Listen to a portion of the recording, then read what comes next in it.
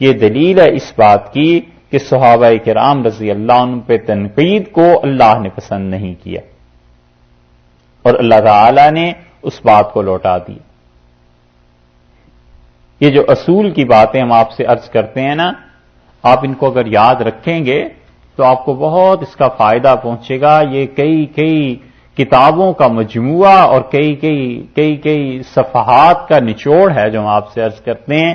اصول کی بات یاد رکھنا، جتنے گمراہ فرقے اب تک اس امت میں پیدا ہوئے ہیں نا، 1425 ہجری تک، اس سال تک، آگے کا تو پتہ نہیں، ان سب میں قدر مشترک صحابہ کرام رضی اللہ عنہ سے نفرت ہے.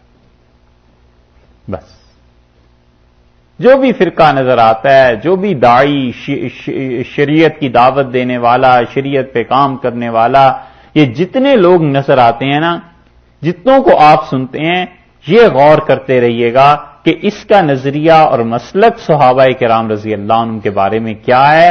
اگر وہ صحابہ کرام رضی اللہ عنہ پہ تنقید نہ کرے تو پھر تو ٹھیک، اور اگر وہ تنقید کرتا ہے تو اس کا مطلب یہ ہے کہ اس کے معاملے میں کچھ گڑبڑ ہے. اسی لیے جتنے گمراہ ہیں یہ صحابہ کرام رضی اللہ عنہ کو برا کہتے ہیں. میں کسی فرقے کا نام نہیں لے رہا، مگر گمراہی کی اصل یہ ہے کیونکہ صحابہ رضی اللہ عنہ کو اگر درمیان سے نکال دیا جائے تو ہم پہ ڈائریکٹ رسول اللہ صلی اللہ علیہ وسلم کے ساتھ منسلک ہو گئے اور ڈائریکٹ خدا کی کتاب پہ آ گئے نا، پھر اس کی تشریح جو مرضی کرتے رہو. جبکہ اہل سنت والجماعت کا نام ہی اس لیے ہے کہ وہ سنت کی پیروی کرتے ہیں، یعنی رسول اللہ صلی اللہ علیہ وسلم کی، اور صرف یہی کافی نہیں، والجماعت اور صحابہ رضی اللہ عنہ کی جماعت، اس کا بھی وہ احترام کرتے ہیں. ان کے مسلک کو وہ دیکھتے ہیں کہ جماعت نے کیا کیا، صحابہ رضی اللہ عنہ نے کیا کیا.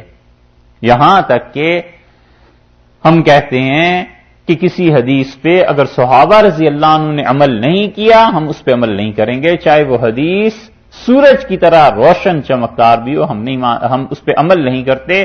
وجہ اس کی یہ ہے کہ صحابہ رضی اللہ عنہ نے کیوں نہیں عمل کیا؟ وہ تو ہم سے زیادہ رسول اللہ صلی اللہ علیہ وسلم کے یقیناً قریب تھے، انہوں نے تو سب چیزیں دیکھی تھیں. کوئی نہ کوئی وجہ ہوگی جو انہوں نے اس حدیث پہ عمل کو چھوڑ دیا، ہم بھی اس حدیث پہ عمل نہیں کریں گے. تمام گمراہوں میں اشتراک ہے کہ صحابہ کرام رضی اللہ عنہ پہ تنقید کرو. کوئی کسی کے عیب دیکھتا ہے، کوئی کسی کے عیب دیکھتا ہے، کوئی کسی کی چیزیں دیکھتا ہے، لیاذ باللہ، یہ اپنے ایمان کو خراب کرنے والی بات ہے. وہ اللہ کے اچھے بندے تھے، دنیا سے گزر گئے. بڑی اچھی بات عمر بن عبدالعزیز رحمۃ اللہ علیہ نے کہی، اور امام شافعی رحمۃ اللہ علیہ نے بھی غالباً وہ نقل کی ہے.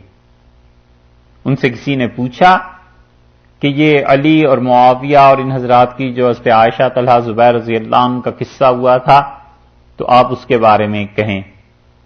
عقیدے کی بات انشاءاللہ آپ سے عرض کریں گے.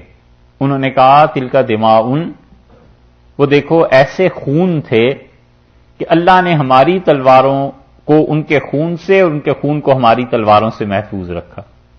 ہماری تلواریں اس دور میں نہیں چلی، نہ ہم تھے اس دور میں. اور اب ان کے بعد میں چاہتا ہوں جس طرح تلوار محفوظ رہی، میری زبان بھی محفوظ رہے، میں ان کی عزتوں میں نہ پڑوں.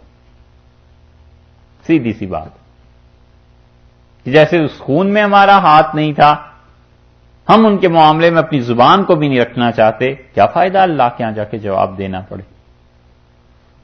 تو اس لیے یہ منافقین کے متعلق کہا ہے کہ الا انہم هم السفہاء، یہ بے وقوف ہیں، ولکن لا یعلمون، لیکن جانتے نہیں. اس سے صحابہ کرام رضی اللہ عنہم کی منقبت، ان کی فضیلت ثابت ہوتی ہے.